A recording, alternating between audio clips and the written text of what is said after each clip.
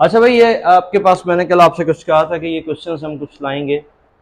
कुछ ऐसी बातें होंगी जो कल के लेक्चर में हुई हैं, तो अगर कल का लेक्चर भी सुना है ना, घर जाके पढ़ा भी नहीं है तब भी हो जाएगा। I think I dot I, J dot J, के डॉट के, मेरा ख्याल है कल वाली बात याद आ गई होगी कि आई डॉट आई किसके बराबर है, 1 के बराबर है। जे डॉट जे 1 के बराबर है। कि इसमें एमसीक्यूज के आंसर्स भी लगे हुए हैं, ठीक है। उसकी रीज़न ये है कि क्वेश्चन देख के भी फिर भी सॉल्व करने की आदत डालो। अमूमन क्या होता है, सर ये तो सॉल्व है, अब हम इनका क्या करें।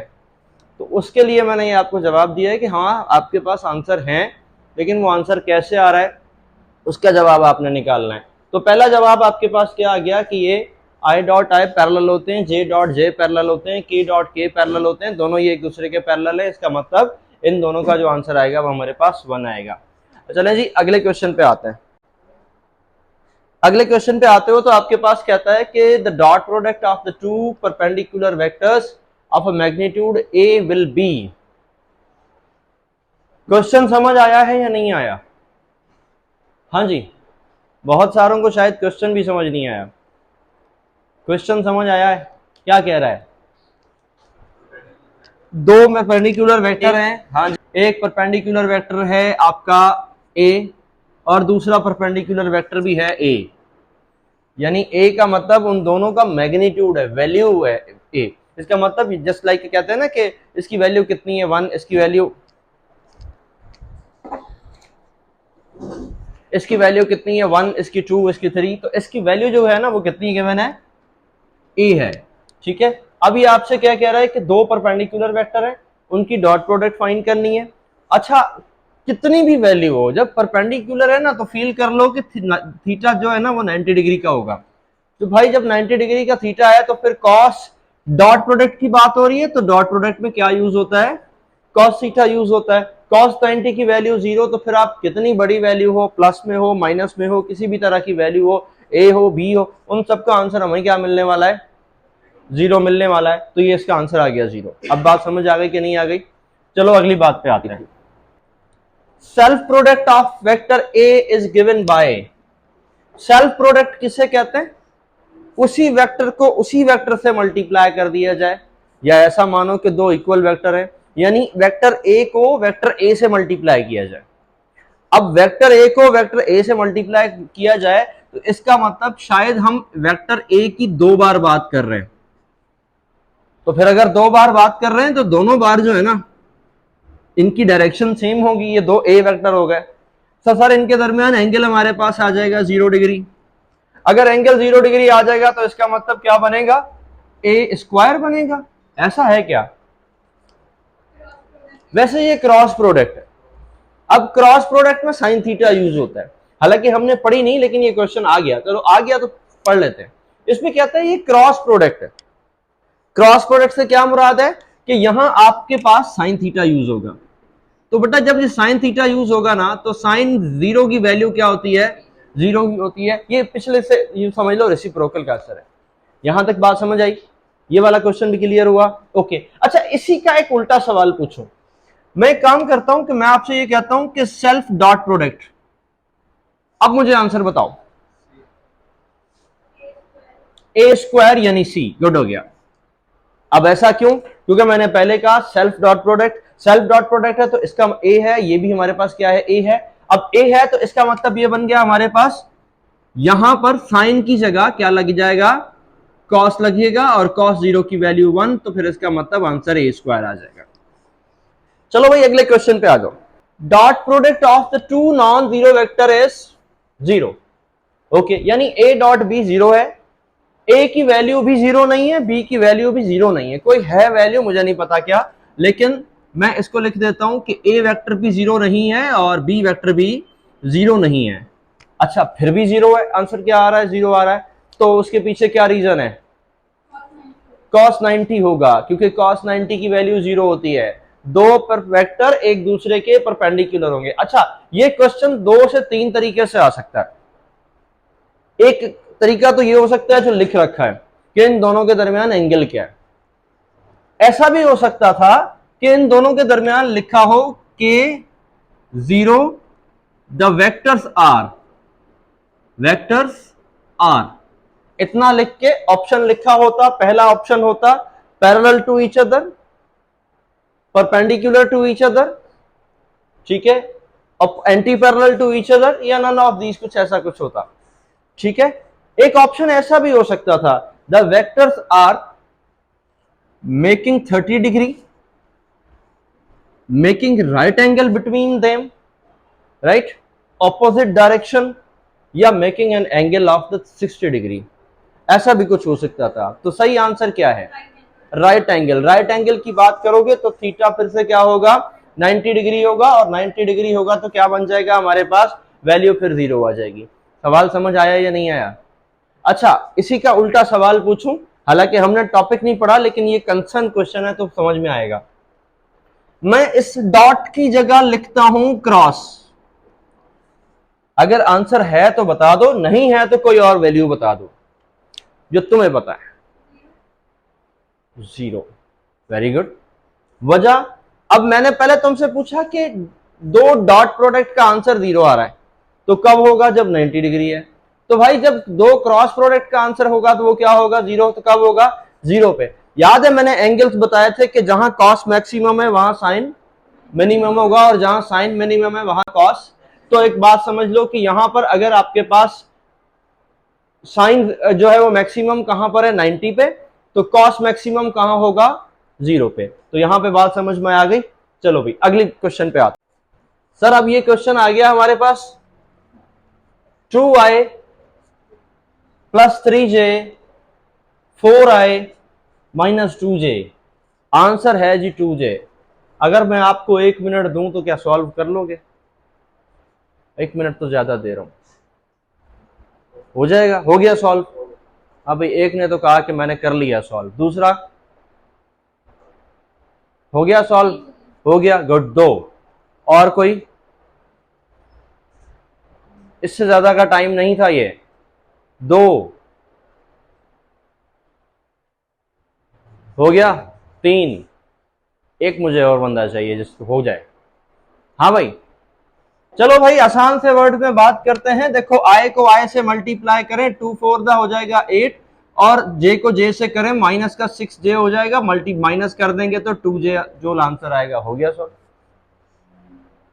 ठीक है, बात समझ आ गई कि नहीं आ गई? मुश्किल नहीं है भाई सर। ठीक, आगे बढ़ते हैं। क्या कहते हैं? हो जाएगा। चलो पहले क्वेश्चन पढ़ते हैं। कहता है कि एक वेक्टर है जिसकी वैल्यू है 2i 3j, और दूसरा वेक्टर है जिसकी वैल्यू है ij। Magnitude of the component of the vector a along vector b is. कुछ समझ आया? लग थोड़ा सा मुश्किल रहा है, लेकिन मुश्किल नहीं है। याद करो, इन लफ्जों पर मैंने कल एक डेफिनेशन बना के दी थी। अलोंग क्या मांग रहा है? करना क्या है पहले तो ये बताओ। हाँ, दोनों एक दूसरे के पैरेलल हैं, इसका मतलब अलोंग है। अलोंग से मुराद ये है कि ये वेक्टर ए है और वो दूसरा कहां है? ये वेक्टर बी है। तो अब इन दोनों के दरमियान जो प्रोडक्ट आने वाली है वो क्या आने वाली है? कुछ समझ आ रही है? नहीं आ रही? कुछ पल्ले पड़ रहा है कि नहीं आ रहा? अब आपसे ये क्या पूछता है? The magnitude of the component of vector A, सिर्फ ए वेक्टर की प्रोडक्ट पूछा है अलोंग किसके? बी वेक्टर के। कैसे सॉल्व किया जाए? जल्दी से शाबाश बता दो। एक फॉर्मूला याद कर लेना बस, फिर हो जाएगा। मैं लिख देता हूं, A dot B is equal to A B. सही है? यहां पे कॉस थीटा नहीं लगेगा क्योंकि यहां पर जीरो जीरो ही होगा तो वो खत्म हो जाएगा। इधर कर दो कोने में सॉल्व। आ गया? गुड। हाँ हाँ, डायरेक्ट करो, डायरेक्ट करो।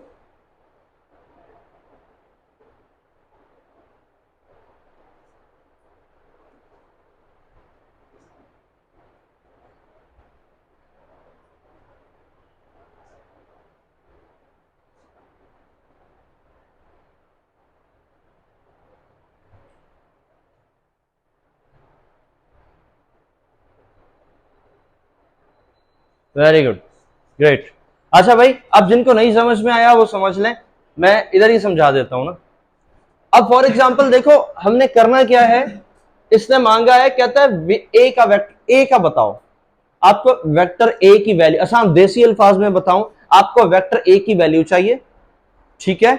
और अब ये कह रहा है कि आपने करना था ए डॉट बी। अब ए डॉट बी का मतलब आई को आई से मल्टीप्लाई किया तो ये बनेगा 2 2 1 द 2, ठीक है। फिर बनेगा आपके पास 3 1 द 3, इन दोनों को आपने प्लस कर दिया तो ये 2 और 3 ए डॉट बी का आंसर आया। अब आपने यहां पे क्या फाइंड करना था, ए की वैल्यू फाइंड करनी है। ए की वैल्यू फाइंड करनी है तो आपने करना है ए डॉट बी, और यहां पे आप बी को ले आओ, क्योंकि आपको ए चाहिए ना, तो बी को उठा के आप यहां ले आओ।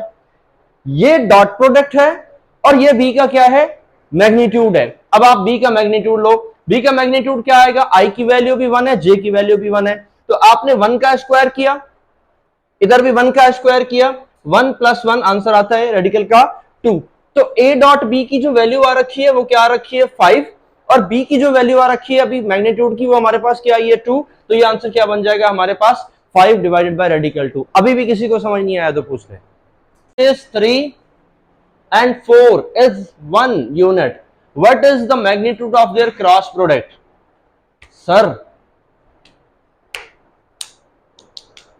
बड़ा औखा सा सवाल है, लेकिन आ गया है क्रॉस प्रोडक्ट में से, मगर टेक्निकल सवाल है और कोई तकड़ा कम नहीं है, बड़ा आसान से लफ्जों में पूछा हुआ है। जल्दी से कोई अगर आप बता सकते हैं सवाल, मैं समझा देता हूं। कहता है मेरे पास 2 वेक्टर हैं, एक का यूनिट है 3, दूसरे का है 4, और उनका जो रिजल्टेंट निकल रहा है वो निकल रहा है 1, ठीक है। अब उन 2 वेक्टर्स की जो क्रॉस प्रोडक्ट होगी एक्चुअल में वो क्या होगी, आंसर भी लिखा हुआ है 0, लेकिन समझ में नहीं आ रहा कैसे, ऐसा है। कोई पहुंचा कोई नहीं पहुंचा? यार मेरी बात सुनो, एक वेक्टर की वैल्यू कितनी है 4, दूसरे की क्या है 1, कब होगा, जब ये माइनस करेंगे। 2 वेक्टर माइनस कब होते हैं, जब ये अपोजिट डायरेक्शन में होते हैं, और जब अपोजिट डायरेक्शन में होते हैं तो एंगल क्या होता है। अब आपका अगर क्रॉस प्रोडक्ट फाइंड करना है तो साइन का एंगल 180 लगाते हो तो आंसर क्या निकलेगा, आ गई समझ? दोबारा समझाऊं, हमारे पास 2 वेक्टर्स हैं, एक की वैल्यू है 4, दूसरे की वैल्यू है 3, ये दोनों एक दूसरे के अपोजिट हैं ड्राइंग एरर को छोड़ के। हाँ, इन दोनों के दरमियान सर एंगल क्या बन रहा है 180। अब माइनस करो तो ये 1 का आंसर बनेगा। अब एक काम करते हैं कि हम कहते हैं कि क्रॉस प्रोडक्ट है तो ये बनेगा ए बी, और ये आंसर आएगा साइन का 180। सर साइन 180 की वैल्यू 0 होती है तो ये आंसर आ जाएगा 0। अच्छा, एक सवाल यहां पे पूछता हूं, 10 सेकंड का सवाल है, उससे भी कम का, बल्कि मैं यहां पे सिंपल इतना लिखता हूं कि इस 1 की जगह 7 लिख देता हूं, जरा जल्दी से जवाब दे दो। सेम क्वेश्चन सेम वैल्यू, मैंने कहा कि इसकी 1 नहीं बल्कि 7 है, 0 ही रहेगा, ठीक है। क्यों 0 रहेगा, कोई बताएगा, एक्सप्लेन करेगा? नहीं, एंगल तब 180 था जब ये आंसर आ रहा था, 1 आ रहा था, अब ये 7 आ रहा है तो कहीं एंगल तो चेंज नहीं हो रहा।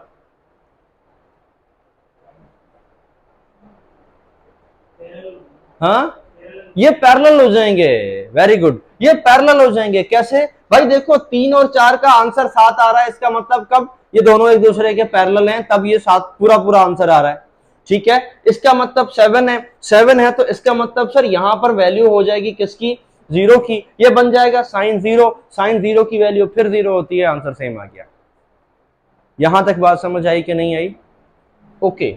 11 question, particle moves R1 and R2। Question थोड़ा सा तगड़ा है लेकिन समझ आने वाला है। पार्टिकल, अच्छा ये है वो क्वेश्चन जो अब एक्चुअल में मोशन के टॉपिक में से निकलेगा या वर्क डन में से निकलेगा, ये वो टॉपिक है। तो मैंने आपसे कहा था कि अब आपको ये भी फील कराऊं कि हाँ जी ये डॉट एंड क्रॉस क्यों पढ़ाए जा रहे हो हमें, ये तो हमारे टॉपिक का हिस्सा नहीं है। तो यहां अब देख लो कि क्यों पढ़ रहे हो आप लोग, इसलिए पढ़ रहे हो कि ये वाला क्वेश्चन अब उसमें से आया है। कहता है कि एक पार्टिकल है वो 1 पोजीशन से 2 पोजीशन पर गया है, 1 की मैग्नीट्यूड ये है, 2 का मैग्नीट्यूड ये है, और इसके बाद f हमारे पास क्या है, ये गिवन है। सर आपको वर्क डन फाइंड करना है, आंसर भी लिख रखा है क्या आप कर लेंगे? अच्छा भाई, चलो अब सॉल्व करते हैं। यार देखो, ये R1 से R2 क्या है? सबसे पहले तो आपको क्या फाइंड करना है, मैं यहां करता हूं। मुझे फाइंड करना है डेल्टा R। तो इसका मतलब मुझे करना होगा R2 माइनस R1। R2 की वैल्यू है, हाँ 3 आए, 11 हो जाएगा। मेरी नजरें धोखा दे रही हैं। हाँ, फिर सर ये है 13 और ये है हमारे पास 4, कितना बचा? 9। गुड हो गया जी, प्लस 9J। सर ये है प्लस का 9 और ये है माइनस का 6, तो ये कितना बचा? दिमाग से बताना। ठीक है जी, 15 हो गया। 4 से मल्टीप्लाई कर दो, ये आ गया मेरे पास क्या? R। ये मेरे पास आ गया F। अब सर फोर्स की वैल्यू कितनी है? 4I, फिर क्या है हमारे पास? प्लस J एंड प्लस क्या है जी? 3K। हाँ भाई, कुछ है? 11 4 दा 44, 9 आ जाएगा, 15 3 दा 45। ओके, कितने बनेंगे? 90। पक्की बात है? हाँ 98 बनेंगे। यहां 100 आ रहा है, तो सर आप इसको ठीक कर लें, हो सकता है इसमें कोई मिस्टेक हो। क्वेश्चन नंबर 12 पे, magnitude of a null vector is. यार ये तो जीरो ही होता है, इसमें तो कोई बड़ी बात नहीं है, ये तो अब करने वाली बात नहीं है ना। Rectangular component of the vector are, sir पढ़ चुके हैं हम, याद कर लो। एक रेक्टेंगुलर कंपोनेंट होता है x, दूसरा होता है y, तीसरा होता है z, और तीनों एक दूसरे के परपेंडिकुलर होते हैं। दोनों तीनों एक दूसरे से 90 डिग्री का एंगल बनाते हैं। ये सब कुछ याद कर लेना। आगे बढ़ते हैं, एक और क्वेश्चन है, कहता, sorry, angle between the two rectangular component okay of any vector is. सवाल समझ आ रहा है ना? वही पुराने वाला सवाल है, लेकिन उसको बस चेंज कर दिया है कि किसी भी एक वेक्टर के दो रेक्टेंगुलर कंपोनेंट के दरमियान जो एंगल होगा वो कितना होगा? 90 डिग्री का होगा। अगली बात पे आता है, 19 क्वेश्चन है जी। हाँ, पोजीशन वेक्टर है एक, उसका एक प्लेन है x और दूसरा प्लेन है z, यानी एक्स वाई भी हो सकता है, वाई जेड भी हो सकता है, और एक्स जेड भी हो सकता है। यहां जो प्लेन है वो कौन सा है? एक्स जेड का प्लेन है। तो सर इसमें से सही इक्वेशन कौन सी है? सी, इसलिए कि ऑप्शन पहले कलर हुआ है। हाँ भाई, एक काम करेंगे, नेक्स्ट वाली शीट में ना कलर हटा देंगे। हाँ सही है। हाँ भाई, ये वाला या ये वाला। देखो भाई मेरी बात सुनो, ये सी क्यों सही है उसका एक रीजन है। देखो, एक्स, ये y, यहां y, यहां z, यहां x, यहां z। ओके, यहां पे तीनों हैं, तो ये इसलिए जैसे ये सी ठीक है, क्योंकि i जो है ये x का यूनिट वेक्टर है और जो k है वो z का यूनिट वेक्टर है। तो ये बड़ा आसान सी चीज थी, कोई मुश्किल चीज तो है नहीं। To add vectors we add their representation line by head to tail rules. अच्छा, बाकी वाले देखो, बाकी वाले कोई मिलता जुलता तो नहीं है, पता लग जाएगा। देखो भाई, ये है राइट हैंड रूल और दोनों राइट हैंड रूल हैं, ऑप्शन सेम आए हुए हैं, चलो कोई नहीं। लेकिन राइट हैंड रूल जो है वो क्रॉस प्रोडक्ट के लिए यूज होता है। ठीक है, जब भी कोई दो वेक्टर्स के दरमियान क्रॉस प्रोडक्ट होती है और उसके बाद उनकी डायरेक्शन फाइंड करनी होती है, तो उन दोनों के दरमियान जो रूल यूज किया जाता है वो कौन सा यूज किया जाता है? क्रॉस प्रोडक्ट का। सर ये कहीं और भी यूज होता है? हाँ जी, अगर आपको टॉर्क फाइंड करना है तो आपको राइट हैंड रूल यूज करना है। आपको एंगुलर वेलोसिटी फाइंड करनी है, आपको राइट हैंड रूल यूज करना है। अगर आप मैग्नेटिक वाले चैप्टर में चले जाएं, इलेक्ट्रोमैग्नेटिक फोर्स फाइंड करनी है, तो आपको राइट हैंड रूल यूज करना है। तो मतलब बहुत सारी जगहों पे ये राइट हैंड रूल यूज होना है। वेक्टर इन स्पेस हैज दो, एक, चार या तीन? हाँ भाई, तीन कंपोनेंट होते हैं किसी भी वेक्टर के। हाँ, कहीं कहीं इंफिनिटी का जिक्र होता है, वो एक अलग चक्कर है, लेकिन इनमें से तो कोई ऑप्शन है ही नहीं। One component, two component, four component नहीं, ये सही ऑप्शन नहीं है। किसी भी वेक्टर के पास तीन कंपोनेंट लाजमी होते हैं। भले उस कंपोनेंट की वैल्यू 0 ही क्यों ना हो। ठीक है, फॉर एग्जांपल एक वेक्टर लिखा हुआ है क्या, 3i + 4k। अब इसमें j की वैल्यू 0 है ना, लेकिन उसके बावजूद भी कंपोनेंट तो उसका है ना, हाँ उसकी वैल्यू 0 है, इसको डिपेंड ऑन कंडीशन। ओके, अगली बात पे आओ। यूनिट वेक्टर की कल कुछ जिक्र हुआ था, आज उस जिक्र को जरा जिक्र खैर कर लेंगे। Unit vector is obtained by dividing the vector with, ये बात समझ आई या बस ऐसे ही बस चलेगा? यूनिट वेक्टर का फॉर्मूला है, वेरी गुड। चलो लिखते हैं कैसे। देखो बेटा, अगर आपके पास एक वेक्टर है ना, कोई भी एक वेक्टर, लाइक एफ वेक्टर है, बी वेक्टर है या सी वेक्टर है, मैं ए बार बार लिखता हूं, चलो मैं बी लिख देते हैं कि हमारे पास एक बी वेक्टर है, तो उस बी वेक्टर के पास दो चीजें लाजमी होंगी। एक उस बी वेक्टर का मैग्नीट्यूड होगा, एक उस बी वेक्टर की डायरेक्शन होगी। उसे एन से भी लिख सकते हैं और उसे उसी के स्मॉल लेटर के साथ भी लिख सकते हैं, दोनों चलेगा, गलत कंसीडर नहीं होगा, राइट? हाँ जी, ये डायरेक्शन है, ये इसकी सॉरी ये मैग्नीट्यूड है और ये क्या है, इसकी डायरेक्शन है। तो सर अब आप एक काम करें, ये रहा मेरे पास वेक्टर और मैं इसको इसी के मैग्नीट्यूड से क्या कर देता हूं, डिवाइड कर देता हूं, तो ये मेरे पास आ जाएगा यूनिट वेक्टर। तो बात समझ आई कि नहीं आई कि किसी भी वेक्टर को अगर उसी के यूनिट वेक्टर से हम डिवाइड करते हैं तो what will be the answer, its unit vector. बात समझ आ गई? ओके, आगे बढ़ो। Name the quantity which is vector. लिखा हुआ तो है मोमेंट, बात तो समझ में आ रही है, क्या बाकी चीजें वेक्टर नहीं है? जरा एक दफा डिटेल बाकियों पे भी तो मारो, बाकी चीजें क्यों वेक्टर नहीं है, अगर क्यों यही एक ऑप्शन है। और ये बात भी साबित, अब ये भी साबित हो रहा है कि कहीं कहीं आंसर गलत भी आ रहे हैं ना, तो एक ही बात पर रटना नहीं। हाँ, क्या पावर वेक्टर क्वांटिटी नहीं है? है। अच्छा, पावर का फॉर्मूला हम कहीं पढ़कर आए हैं, वो ये है वर्क डन अपॉन टाइम। क्या वर्क वेक्टर क्वांटिटी नहीं है? हाँ, ये भी है। नहीं, ये भी नहीं है। वर्क स्केलर क्वांटिटी है, टाइम स्केलर क्वांटिटी है, तो फिर पावर भी क्या हुआ, स्केलर क्वांटिटी हुई। चलो आ जाते हैं डेंसिटी पे। एग्जैक्टली मास पर यूनिट वॉल्यूम है, दोनों वेक्टर हैं, स्केलर हैं, छोड़ दो। अच्छा, ये यहां पे स्पेलिंग मिस्टेक है, ये चार्ज होगा। चार्ज हमारे पास स्केलर क्वांटिटी है कि वेक्टर क्वांटिटी है? चार्ज हमारे पास स्केलर क्वांटिटी है। हाँ, लेकिन चार्ज एक फोर्स लगाता है, उस फोर्स को कहते हैं electrostatic force. F is equal to, ये वाला फॉर्मूला याद है, Q1 Q2 divided by the R square, याद है? तो सर ये जो फोर्स लगाता है ना, ये फोर्स वेक्टर है। ठीक है, चार्ज खुद क्या है, स्केलर है, लेकिन चार्ज जो फोर्स अप्लाई करता है वो कौन सा क्या है, वेक्टर है। डन हो गई बात? आगे बढ़ते हैं जी।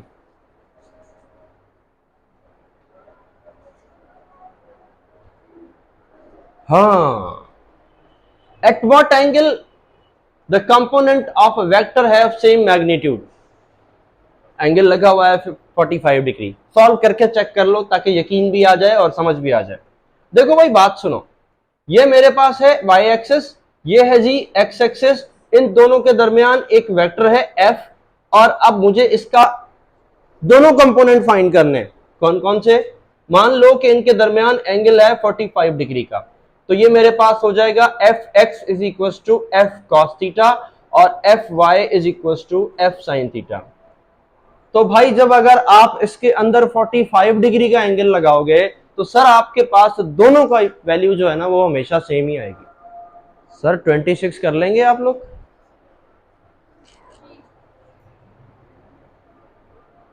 पीछे वालों, तुम्हारी आवाज नहीं आ रही। 26 हो जाएगा? याद, एक बात बताऊं, ये जो पेन है ना, जब तक ये पेन तुम्हारी कॉपी पे तगड़ा तगड़ा चलने नहीं लगता ना, तब तक आपके पास आंसर नहीं आएंगे। कुछ बच्चे हैं जो खुद ही से कर रहे हैं, उन वो तो ठीक है, वो नहीं करते। जिनसे नहीं हो रहा ना, वो सोच में टाइम जाया ना करें, प्रैक्टिकल करें। ठीक है, जिनसे नहीं हो रहा इस ओके, नहीं हो रहा, जो हो कर लिए वो तो उन्होंने पहले ही कर लिया, हाँ हो जाएगा, लेकिन कुछ बच्चे हैं जो नहीं हो रहा। तो भाई मैग्नीट्यूड का फॉर्मूला पता है, radical of X square Y square Z square, ठीक है, 2 का स्क्वायर 4, फिर 1 का स्क्वायर, फिर 9 का स्क्वायर, कितना बनेगा, रेडिकल 14 कुछ, ठीक है। इस तरह फाइंड होगा। जो कि नए हैं उन्हें देख लें, वैसे नया कोई भी नहीं है भाई। 1 का स्क्वायर 3 का स्क्वायर, सॉरी, ठीक है। तो ये बनेगा 4, ये बनेगा 1, ये बनेगा 9, ये कितने हो जाएंगे, 14 हो जाएगा। 14 का कोई प्रॉपर रेडिकल स्क्वायर रूट नहीं निकलता, इसलिए चलो आगे। सर अगला क्वेश्चन हो जाएगा। ओ हो जाएगा, पीछे वालों उसको उसी के मैग्नीट्यूड से डिवाइड कर देंगे। कर लोगे? हाँ, करना नहीं है कर लेंगे, ऐसे सारे ला दो। हाँ भाई चलो सुन लो भाई, एक काम करो कि देखो यूनिट वेक्टर फाइंड करना है तो यूनिट वेक्टर को उसी के मैग्नीट्यूड से डिवाइड करना है। यहां पे यूनिट वेक्टर की वैल्यू कौन सी है पता नहीं, मैं उसको ए कह देता हूं। मैंने ये फॉर्मूला अभी अभी लिखवाया था कि ये है मैग्नीट्यूड और ये है उसका यूनिट वेक्टर ए। मुझे फाइंड करना है ए, किसको, ए को ऐसे फाइंड करना है, यूं, ये बन गया मैग्नीट्यूड, ठीक है। तो मैग्नीट्यूड फाइंड करने के लिए मुझे क्या करना पड़ेगा, 4 का स्क्वायर, फिर 4 का स्क्वायर, फिर 2 का स्क्वायर, 16 प्लस 16 प्लस 4, ये बन गया रेडिकल, ठीक है। 16 और 16 कितने हो गए, 32, 32 और कितने हो गए 36। कोई प्रॉपर रेडिकल आएगा कि नहीं आएगा, 6 आएगा। चलो ये लो आपके पास ये बन गया 6। सर अब आपने क्या करना है, ये वैल्यू है 4, आपने 4 को डिवाइड करना है 6 से आई, फिर आपने 4 को डिवाइड करना है फिर 6 से जे, फिर आपने 2 को डिवाइड करना है 6 से के। 2 का टेबल 2 टाइम, 2 का table 3 time, 2 time 3 time, 2 time, और ये यहां पे कितना था, हाँ सॉरी 1 टाइम और 3 टाइम, ये बनेगा 2/3, ये भी 2/3, ये 1/3, आई जे और ये के। सर 28 का आंसर 368 लिखा हुआ है, कैसे है, क्या करें, जल्दी से बता दें।